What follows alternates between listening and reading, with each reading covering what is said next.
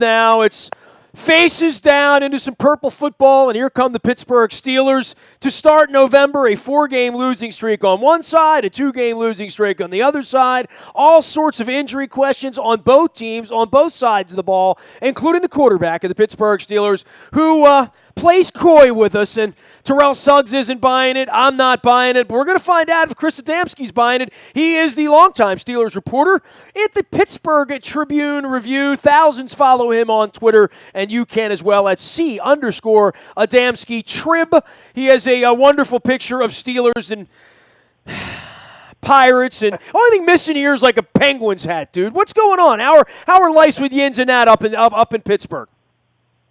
Yeah, I don't know what the rival cities are of Pittsburgh. I know, of course, the Ravens are a big rival of the Steelers. I don't know if Pittsburgh and Baltimore, outside of the football rivalry, has much, but Cleveland, as you might expect, is generally considered a big rival of Pittsburgh, and both cities wanted one championship this year, and Cleveland was denied another one this week. So I don't know if it's a good day or bad day for Pittsburgh or not, but it's been the Rust Belt's been a happy place, I guess, so far in 2016. Yeah, I'm thinking there's a lot of rest stops between Chicago and Cleveland. They made a lot of money selling coffee and flushing toilets, at various points this week. It is fascinating on a city level, right? This Baltimore-Pittsburgh thing, we love it. We're a part of it. Harbaugh gets asked about it, just like, so, dude, I'm tired of talking about it. I mean, Tomlin's one of my good buddies. He's tired of talking about it, except with me, where he can tell me how he really feels. And to be honest with you, the whole Cleveland thing, like, we don't hate them as much as they hate us, right? So,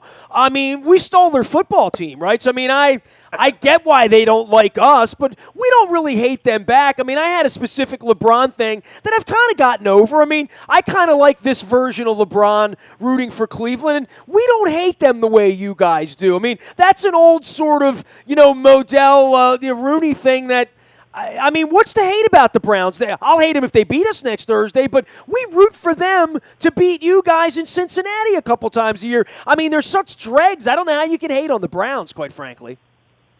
Yeah, that's kind of what it's become, at least in terms of this generation, or the least of the past. Since the Browns became the Ravens, the old Browns, the rivalries in terms of Pittsburgh has lost a lot because the Browns have been such a joke. Let's face it. It's kind of hard to get much hate built up for a team that you end up beating down every single year, time after time, and finishing way above in the standings time after time. And the strange part is the last few years, and this is all cyclical, and it's like this in most divisions overall, I'm sure. But the Steelers-Bengals has become the kind of the national rivalry now. That's what's interesting about it. Even Terrell Suggs made reference to it this week, speaking to the Pittsburgh media about how. It used to be Steelers-Ravens was on primetime every year. The whole league was watching.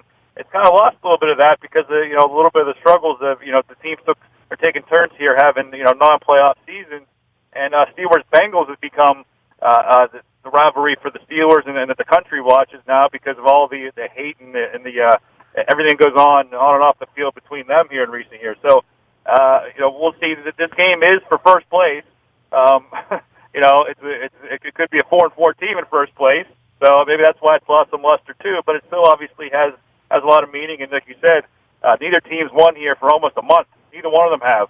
The last win by either team was October 9th, and here it is. This game's on November 6th. So it's time for somebody to turn it around. And the winner of this game, like I said, is kind of in at least halfway through, has control of the division. Yeah, it's interesting you'd say that because we've seen these other divisions go down, and one of the problems for the Ravens, quite frankly, over 20 years, was that the years the Ravens were the 10 or 11 win team, the Titans or the Steelers were the 12 or the 13 win team, and then it was the Steelers and the Bengals after that. I mean, the Ravens have not won this division much at all over 20 years, despite having incredible, January success and doing lots of it on the road, as I'm familiar with it. I'm the guy that runs the road trips on the buses. So, I mean, I feel like we've been on a bus everywhere in the playoffs at some point because we're always the one playing catch-up. And once again, here it is November, and they're the ones playing catch-up. And this is a must-win for the Ravens. It's not a must-win for the Steelers, but if the Ravens lose this game, it's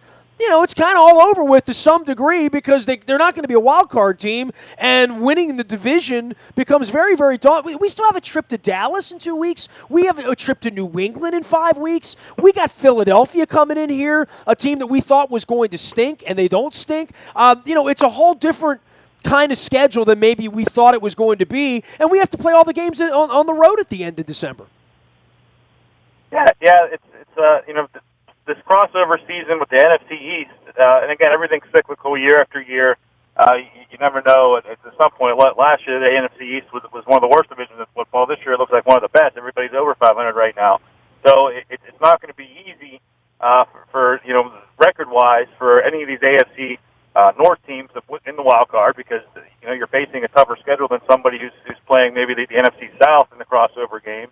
So now the Steelers have 2 of those games out of the way already with Philadelphia and Washington the first couple of weeks there that they played them. The Steelers still have 2 games left against the Browns, so that's an advantage for the Steelers going down the stretch with the schedule. Cincinnati and Baltimore both already played the Browns, so they could be well on the road to 0-16. Not that you assume anything, but it does mean it also, and most importantly, I think the Ravens. This is a home game for the Ravens. So if the Ravens lose this game, then you're staring at a 2-game deficit with half a season to play. You got to go back to Pittsburgh. Must for sure have to win that game. You have a little bit of a tougher schedule down the stretch, and just intangibly, a 5-game losing streak is it's not easy to recover from a 5-game losing streak at any point in the season, no matter how much you turn it around. That's a big hole you're digging yourself there. So, but like I said, the Steelers haven't won in a month themselves here.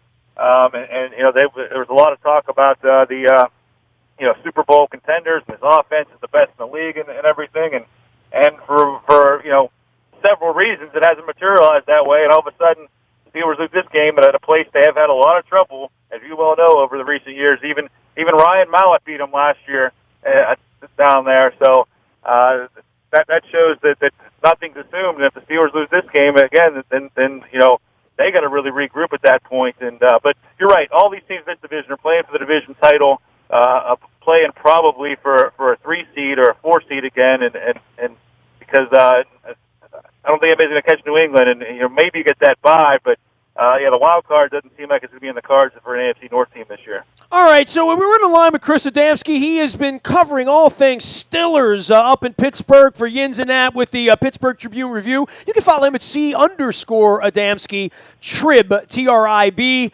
and you'll see all the Pittsburgh stuff there. You'll recognize it. By the way, I'm wearing my Courage Capitals hat, so screw the Penguins, too, while I'm at it. That's just my little cheap shot. And speaking of, I was going to say this about the Cleveland thing. I didn't hate on their parade for LeBron. I mean, it was kind of fascinating to watch it kind of unfold, quite frankly, because I've been to Cleveland, and I didn't realize that many people could fit into downtown Cleveland. But you guys keep having these hockey parades. This really does hurt our feelings around here. I just want you to know that really does make us sore. Yeah, well, that's one thing. Pittsburgh's had a pretty good run all the way around here in a lot of ways. It's been a good life, yes. I would agree with that. At some point, the Pirates will figure it out, but I remember 79 because I'm old enough for that sort of thing. So, every time I see Burt Blyleven or Tekulve or any of those guys, I got to give them a hard time. That was... Yeah. I opened up talking about how I don't know if Pittsburgh and Baltimore, the cities, have much of a rivalry outside of Ravens Steelers. No, we hate you. Don't get it. No, never. Listen. I mean, I'm being polite to you, but don't mistake my politeness for lack of anger. I would always say I've been on the radio 25 years here, Chris, and on December 13th it'll be my 25th year. And the thing I would tell people about the Baltimore-Pittsburgh thing is I was born in '68, right? So the Clemente thing was in my lifetime, but I have no recollection of it other than very early memories of my dad being pissed off about it, right, in 72, 73. But I remember 79 vividly. I was at the game when the airplane Kroner crashed in the upper deck in 76. The other game was up in Pittsburgh where Bradshaw beat our ass. So in my lifetime, okay, 71, 75, 76, 79, my childhood Colts and Orioles were eliminated by Pittsburgh teams. We then lose our football team. My last game with the Colts was seeing 30,000 Steelers fans come into Memorial Stadium and take over a Colts game in '83, right? So then the Pirates go into their turn. The Orioles go into the Camden Yards. We get a football team back, and there are 40,000 Steeler fans here in 96 at Memorial Stadium. Took over our stadium in 96. Then the Carnell Lake game happened, and we beat you guys, and Billick came in. And then the real rivalry started. But every elimination game we played with you guys, the Elvis Gerback game, the Flacco interception, Palomalu, we lost every one of those games. The Bolden drop game. Until we beat you guys 2 years ago up there, Baltimore had never eliminated Pittsburgh in any elimination game. Baltimore had lost every elimination game ever with the city of Pittsburgh. So, I know you can't see me on the internet right now, but, that's how I feel about Pitt. Now, that being said, the Big Ben thing is a whole different wrinkle in this, right? Because he's Willis Reed, he's injured 4 to 6 weeks, and then Mr. Rooney says 2 to 6 weeks, and then word leaks that he's more injured than you think on Sunday, and on Tuesday he's throwing the football around. So, what do you know about this? And Suggs had his own colorful language about it.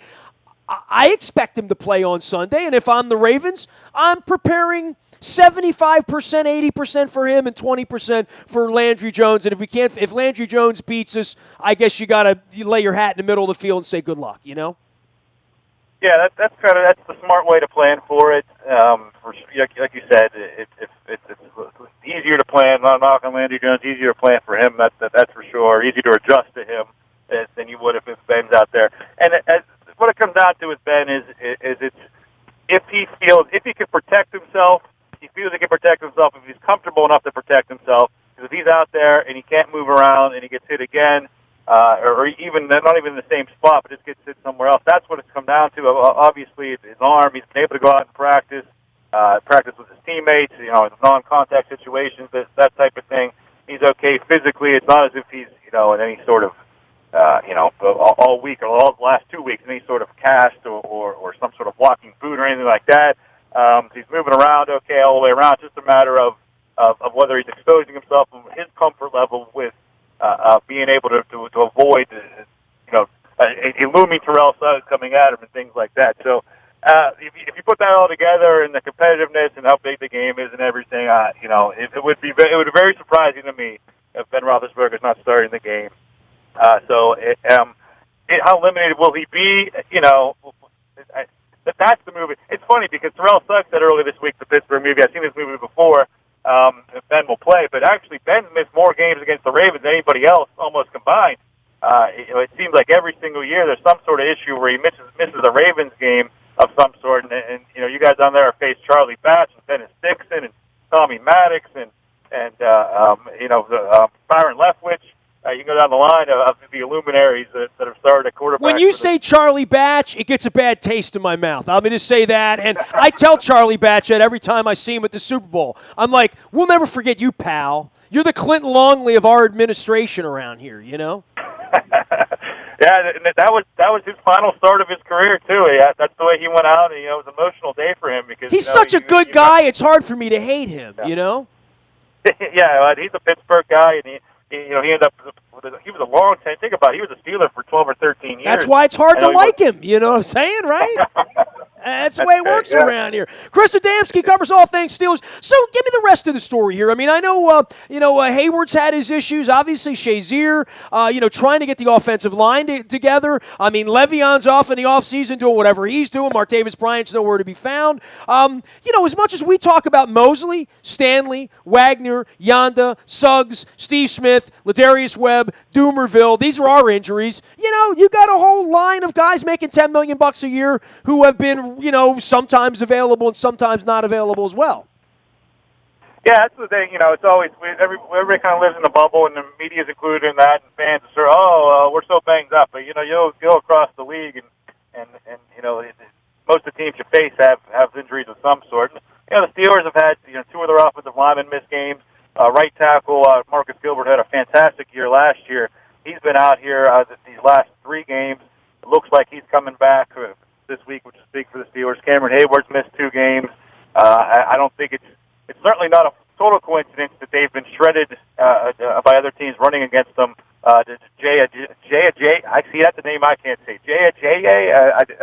I don't know why I even covered it and I had to write it many times, but had over 200 yards down in Miami.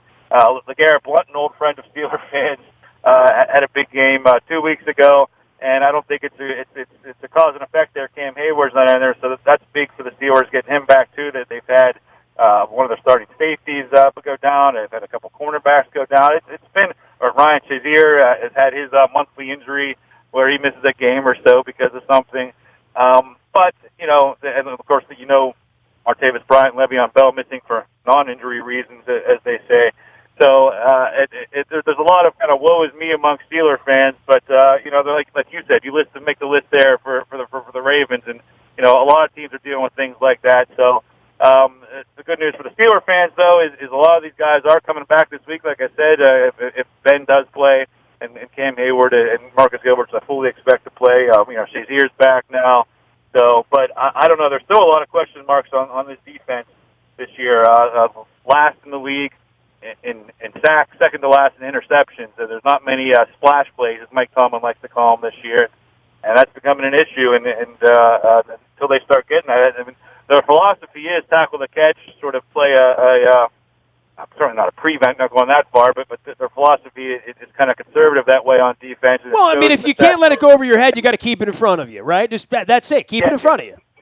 Yeah, and that's their philosophy, and that's the way they play. Tackle the catch, things like that. And in the first few weeks of the season, it was really working. Whether that was a fluke or whether that was they were giving up tons of yardage. They were up in in the upper 20s in the league in yardage ranking, but they were in the top 10 or 12 in points allowed. And had a 3-1 record there at a time, for a 4-1 record even at a time. But now the last few weeks has been a lot more yards, a lot more points given up to losing games. So all of a sudden you turn back and look at the defense. Was that just a fluke that you tighten up inside the 20? Is that sustainable throughout the whole season? Is that a philosophy that we can give up all these yards but we'll stop? Is that just the other team sort of, I'll say, choking but not executing inside the red zone, or is there something to the compressed field and everything? I mean, either way, I don't think it's sustainable for the team to be in the playoffs and only to have no interceptions from their secondary all through 7 games and only have 8 sacks total through 7 games. That doesn't sound like a playoff team to me. So the Steelers are going to have to find ways to make plays on defense if they're going to be successful.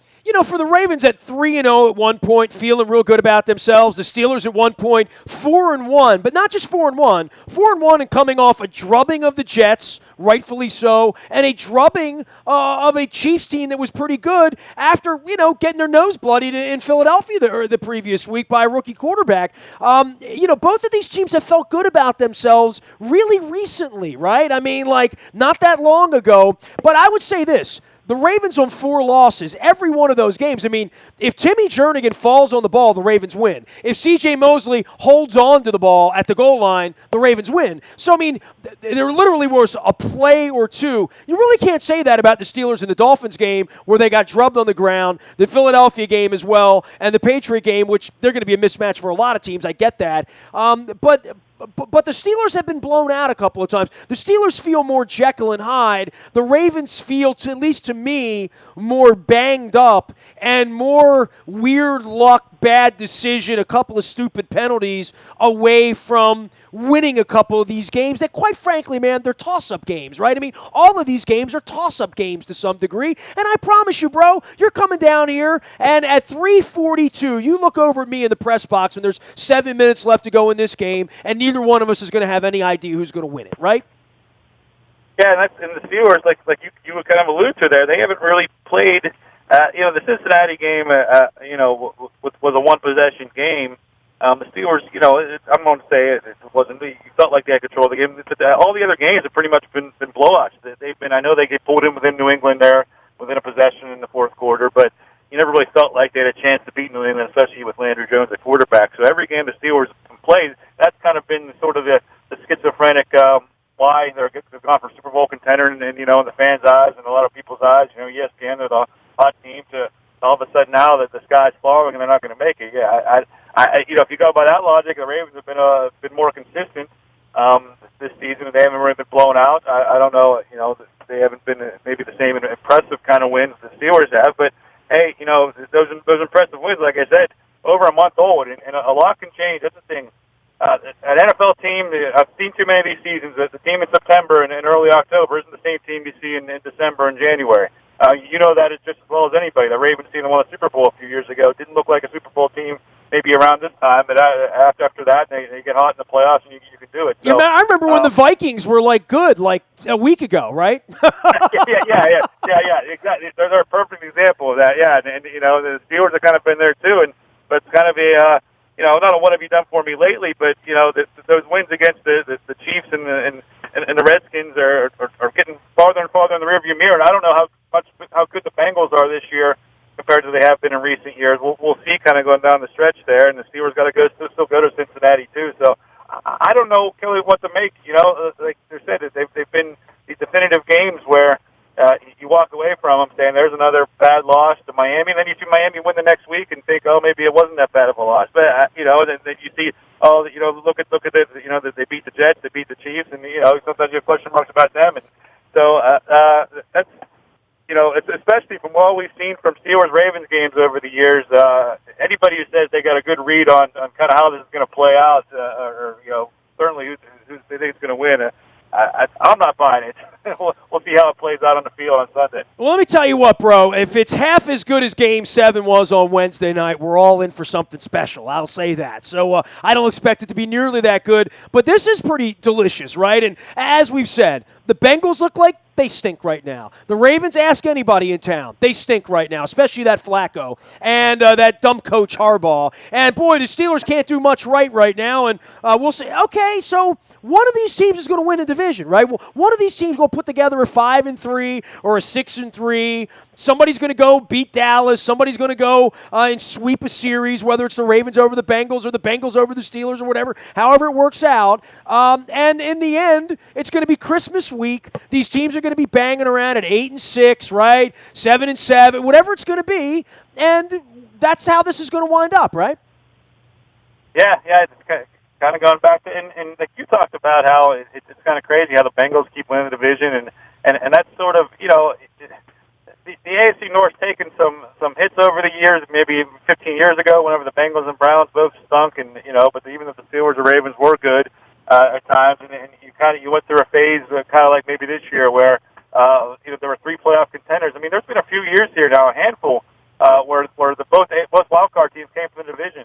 And it's not like there's a team that's it's rare in this division. You've seen even the Steelers and the Ravens, all the good teams they've had, a 14-2 team or something like that, or even a 13-3. It's always the division champs going to be there, maybe 11-5, something like that. And I think we'll see that this year, where the champs 10-6, and that's talk about first world problems and going back to expectations and everything. The Steelers have now 2 years in a row they played in the wild card round. They lost 2 years ago, as you well know, to Baltimore. They beat Cincinnati last year, lost in the next round, and people are hungry to people are going to see that as a disappointment this year. And so whether or not you believe it or I believe it or anybody believes, the Steelers are going to measure themselves by whether they get to the Super Bowl this year, and they've kind of already, by losing to New England and having these early losses, it's going to be real tough for them to get that bye. And that's what they wanted this year for the playoffs. It's explicitly last year that Antonio Brown went down that first round, having that week off is big, and I don't think that the division champion in this, whether it's Pittsburgh, whether it's Baltimore, whether it's Cincinnati, it looks like a tough path to get that bye. So you're playing that wild card weekend again, and that's just another opportunity for somebody to get hurt or something to go wrong, or another opportunity for a loss. So if you're measuring your season by that lofty standards, which I think, I don't think you can do that every year, but that's where the Steelers fan base is right now. 2 years in a row, losing in the playoffs. Got to take that next step, and I don't know if I could see them and they have to go the three AFC playoff games again, and that's what anybody has to do. Roethlisberger's going to play, right? Like I said, I'd be very surprised if he doesn't. Okay, fair enough.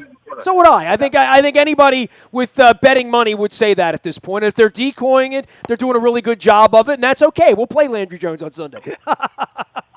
Yeah. I don't know what purpose we serve with that. I mean, I was kind of, making light of Terrell Suggs saying he's seen the movie before. Whenever actually Ben misses so many games against the Ravens, but I promise you, I've seen this movie before, and we saw it even as recently as January in the playoffs, where he didn't practice until after the Bengals game, where I talked about where he was horrible too. Another reason why you don't want to play that first round game.